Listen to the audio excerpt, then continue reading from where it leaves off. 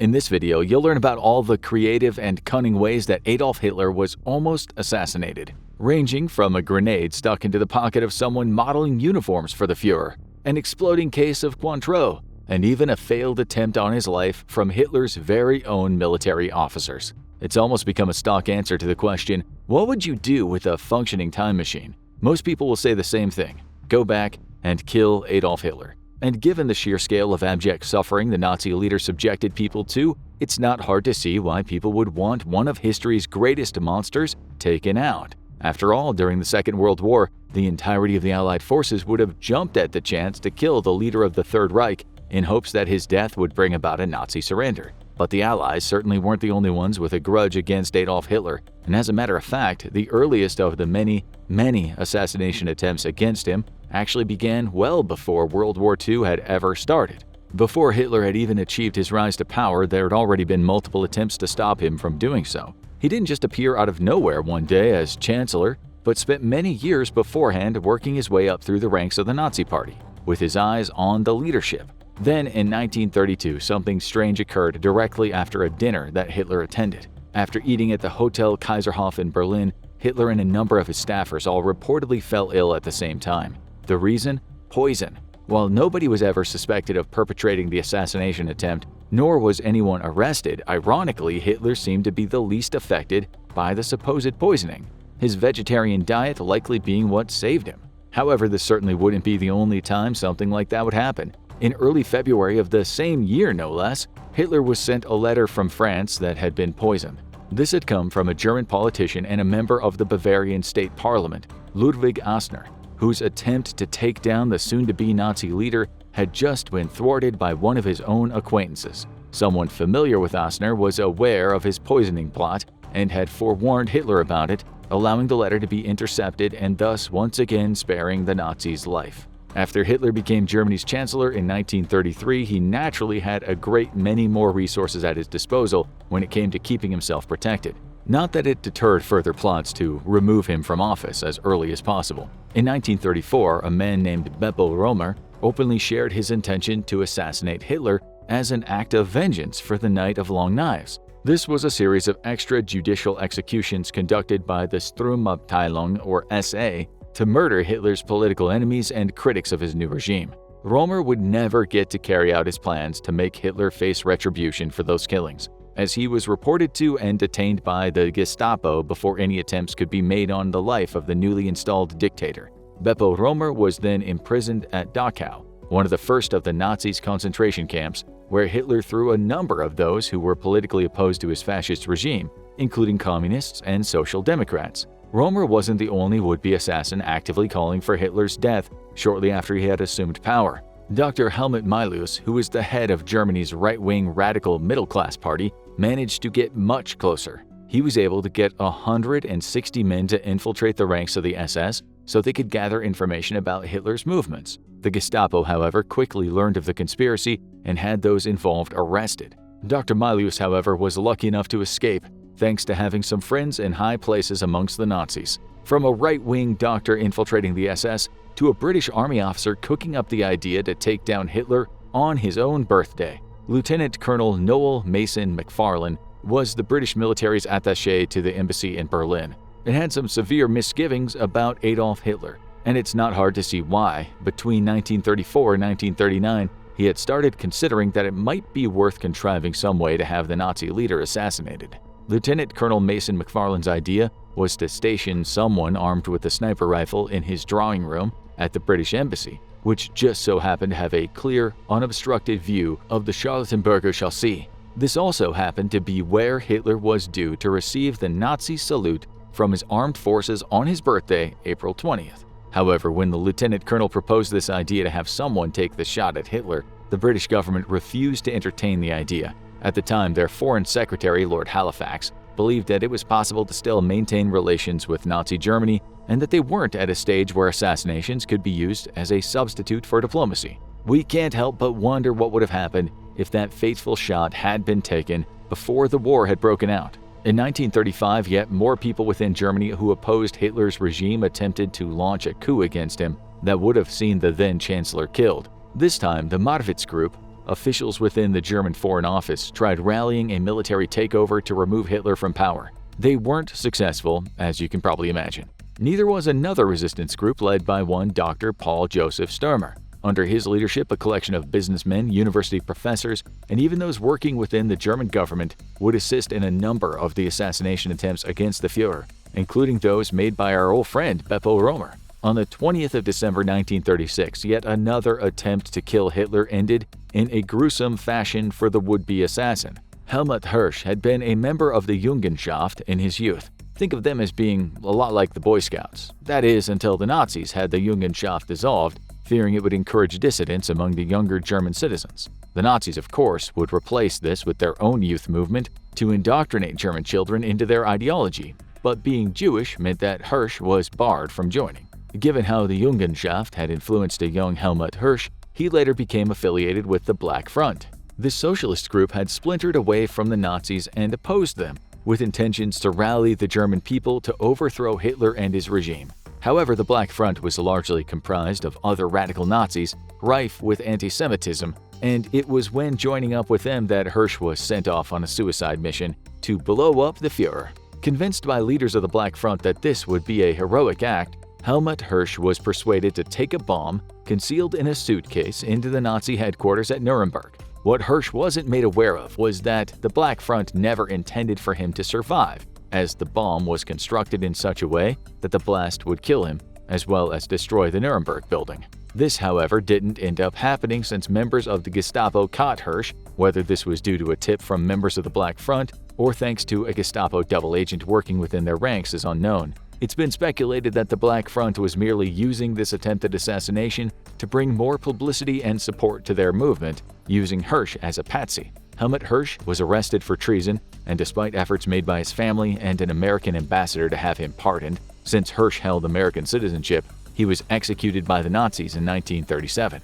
The same year that Hirsch was executed via guillotine, several others would take the chance to bring Hitler down. In November 1937, a mental patient named Joseph Thomas confessed to the Gestapo his intent to shoot both Adolf Hitler and Hermann Göring, another powerful member of the Nazi Party. Another unknown man wearing an SS uniform attempted to take Hitler out during one of his rallies in Berlin.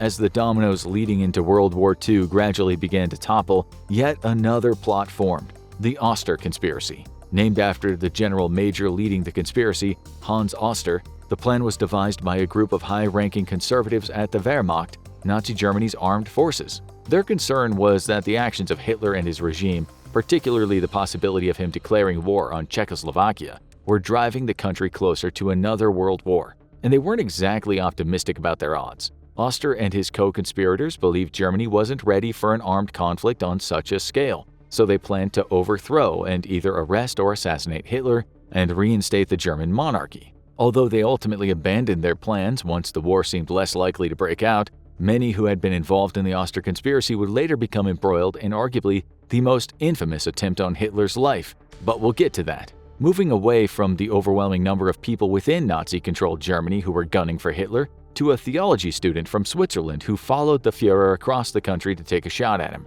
Maurice Bavaud believed that Hitler posed a threat not only to Bavaud's home country of Switzerland, but to humanity in general. So in late 1938, he bought himself a pistol with the intention of using it to stop a Nazi dictator. He'd eventually get his opportunity in November of that year, during a parade commemorating the Beer Hall Putsch of 1923, Hitler's original failed coup to try and seize power in Munich. Of course, Bavaud couldn't just take a potshot at the dictator from the crowd, so he assumed a disguise to get himself closer. Posing as a member of the Swiss press, he gained access to a seat in the grandstands that overlooked the parade route, ready to draw his gun and shoot Hitler as he passed. Unfortunately, when the Nazi leader approached, the crowd around Bavaud stood to their feet, which blocked his view and prevented him from shooting. Having run out of money after stalking Hitler at his various public appearances, Bavaud hid aboard a train heading for Paris, but was eventually caught and interrogated by the Gestapo. Upon admitting he had planned to shoot the Führer, he was sentenced to death and executed via guillotine in a Berlin prison in 1941. In September of 1939, Hitler would invade Poland, causing both France and Britain to declare war on Germany. Within a few months of the Second World War commencing, there were already further attempts on Hitler's life. The first of these came from members of the Polish army in retaliation against his invasion. Led by General Mikhail Karasiewicz-Tokarczewski, Polish soldiers hid over 500 kilograms of TNT in a ditch in Warsaw. In October, directly after the war broke out, Hitler's victory parade was due to pass through that area, so their plan was to hit the detonator and blow the Nazi leader to kingdom come. At the last moment, though, the parade was diverted down a different route, allowing Hitler once again to avoid going from one place to several all at once. A month later, he saw a carpenter become a would-be assassin. In an attempt to halt any further bloodshed, George Elser planned to kill Hitler and stop the war altogether. Once again, Hitler was set to make an annual speech at the Munich Beer Hall, so timing was everything. Literally, Elser spent a full 35 nights secretly working at the beer hall, constructing a time bomb. He hid the homemade explosive in a pillar next to the speaking platform that he had hollowed out, setting it to detonate during Hitler's speech. However, Elser couldn't have predicted that the Führer would not only commence his speech early, but also have it cut short so he could return to Berlin and draw up plans for his war against France. Even though Hitler had left, finishing his speech at 7 minutes past 9, the hidden bomb would still detonate at 20 minutes past. If the Nazi leader had stayed just another 13 minutes, Elser would have succeeded. 8 people were killed in the blast, and over 60 sustained serious injuries, but the target had slipped away unscathed. As for Elser, like many of the other attempted assassins, he was arrested and held prisoner at the Dachau concentration camp. He was executed on Hitler's direct orders in 1945, less than a month before the Nazis eventually surrendered. Yet another plot involving explosives would occur before the end of 1939, this time headed by a German diplomat and resistance fighter against the Nazis. Erich Kort, who had previously been a part of the Oster conspiracy, worked alongside an officer named Hasso von Erzdorf to plant explosives at a location in Berlin in order to take Hitler down, but their plan would never come to fruition, however, thanks to the previous attempt by George Elser. Following the bombing of the Munich Beer Hall, new security restrictions were put in place that made acquiring and concealing explosives much harder, ultimately scuppering Kort's plans. Over the course of the Second World War, there'd be many more attempts to kill Hitler, several of which involved a familiar figure, Beppo Roemer, who was far from done planning to take on the Führer. Having been released from his imprisonment in 1939, Roemer was quick to get himself embroiled in more anti-Nazi activities, namely trying to kill Hitler again. Alongside co-conspirators from the resistance group Sulf Circle, Roemer drew up further assassination plans, receiving funding from Nikolaus von Hallam, a German businessman, lawyer, and resistance fighter. Through information he obtained from a contact at the Berlin City Commandment, Roemer was able to track Hitler's movements around Germany and prepared for another strike. Unfortunately, an opportunity didn't present itself in time. Before long, the plot to assassinate Hitler was discovered by the Gestapo, and Roemer was arrested yet again. He was sentenced to death in June 1944 and eventually executed at Brandenburg Gordon Prison later that year. By this point, German citizens, Swiss students, and Polish soldiers were among the overwhelming groups of people who wanted Hitler dead. Would you believe that group also included some of his own Nazi generals, though? When it was announced that Hitler was planning to visit an army detachment camp in Ukraine, 3 generals, Hubert Lanz, Hans Speidel, and Hyacinth Graf Starkwitz, were all a part of a conspiracy to arrest or execute the Nazi leader. Their plan was as follows. When Hitler and his military escort arrived, Starkwitz would see to it that they were surrounded by tanks. Forget about secretly planted explosives or subterfuge and sniper rifles. These generals didn't have time for that. Lanz had planned on arresting Hitler, but at the first sight of resistance from the Führer or his soldiers, Starkwitz would have ordered his tanks to wipe them all out. The one problem with the plan, Hitler canceled his visit, and the whole thing had to be called off. By 1943, with the tide of the war changing in favor of the Allied forces, some more officers within Hitler's army started to think it was time to consider making peace with their enemies. Of course, the man himself would not have stood for that, so he had to go. Following the Soviet victory at the Battle of Stalingrad, Hitler was due to visit his troops on the Eastern Front, spurring German officer and resistance member Henning von Tresckow to come up with a trio of audacious assassination plans. The first was to intercept and kill Hitler as he made his way from the airport to the German army base he was visiting in Smolensk, Russia. Seeing that he was guarded by armed SS officers, this plan was dropped, and another took its place. During lunch, Tresckow and a number of other officers intended to stand up when one of them gave a signal, draw their pistols, and shoot Hitler then and there. However, it quickly became clear Hitler wouldn't be joining them for lunch, and in a last-ditch effort, Henning von Tresckow cracked his most outlandish plan of all: explosive liquor. Tresco presented a case of Cointreau triple sec to one of Hitler's aides, asking the man if he'd take the case back with him and deliver it to another officer to whom Tresco had supposedly lost a bet.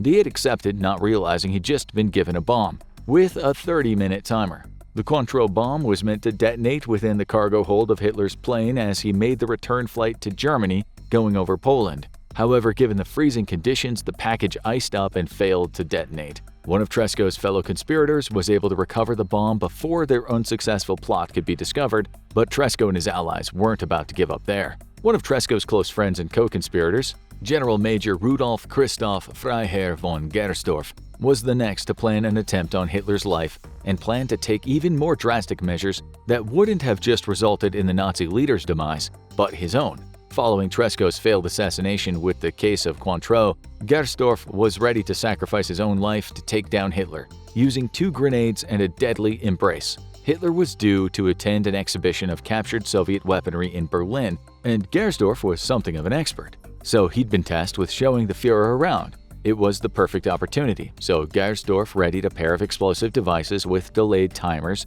and hid them on his coat. The timers were on a 10-minute delay, and his plan was to throw his arms around Hitler as the explosives were about to detonate, grabbing him in a death embrace that would blow them both to smithereens. But much to Gersdorf's understandable disappointment, Hitler breezed through the exhibition in less than 10 minutes and was gone before the bombs went off. This would have left Gersdorf in quite the predicament, caught with a pair of unexploded bombs in his pockets with only a couple minutes left until they blew up. Luckily, he was able to sneak off to a bathroom and defuse the concealed explosives instead of going to pieces. He even managed to escape detection, intentionally transferring back to the Eastern Front to avoid the suspicion of the Gestapo. Gersdorf certainly wouldn't be the last person willing to give his life in order to get rid of Hitler, though. Major Axel von den Busche was encouraged to carry out another suicide bombing attempt that was intended to take Hitler with it after he witnessed the SS massacre of over 3,000 Jewish civilians. You see, Busche happened to be over 6 feet tall, blonde-haired, and blue-eyed. In other words, he was the epitome of the Nazis' Aryan ideal, which made him the perfect candidate to model the new Wehrmacht winter uniforms in front of the Führer himself. The uniform viewing was scheduled to take place at the Wolf's Lair in Poland, Hitler's top-secret military headquarters. Busche's plan was to slip a grenade into his own pocket and blow himself up when the Führer got close enough to him. But this time, rather than being discovered by the Gestapo, it was actually the Allied forces who put a stop to this assassination plan, albeit unintentionally. The night before, a bombing raid by the Allied pilots destroyed the train that had been carrying the uniforms that Busche had been due to model, and the viewing was postponed. This didn't stop a man named Ewald von Kleist from coming up with a plan similar to Busche's. However, the uniform inspection was postponed again and then eventually canceled by Hitler. Perhaps the most famous attempt to kill Hitler came in 1944, known as the July Plot. Several German military leaders planned to assassinate the Führer in order to seize control of the German government and win the favor of the Allies. This coup, codenamed Operation Valkyrie, was planned by Lieutenant Colonel Klaus von Stauffenberg, our old Cointreau concealing friend Henning von Tresco, and a number of the officers who had been involved with the Oster conspiracy. They'd been warned the Gestapo might be onto them, so they were running short on time. They needed to act soon. When they were in a conference with Hitler, Stauffenberg slipped a bomb inside a briefcase under the table. It was as close to the Führer as possible, until another unsuspecting officer moved it behind one of the table's legs. This time, unlike so many other attempts, the bomb actually detonated, but being behind the table leg shielded Hitler from the worst of the explosion, leaving him with only minor injuries. 4 other people were killed in the blast and a further 13 suffered injuries. The coup had failed, and Stauffenberg was sent to face a firing squad after he tried to flee Berlin. After hearing that his plan had failed, Henning von Tresco took his own life, and around 5,000 other officers and civilians were rounded up and executed by the Gestapo in connection to Operation Valkyrie. On April 30, 1945, Adolf Hitler did what no assassin could and took his own life, effectively signaling the end of World War II and the Nazi regime along with it. To find out what happened next, check out what happened immediately after Hitler died, or watch this instead.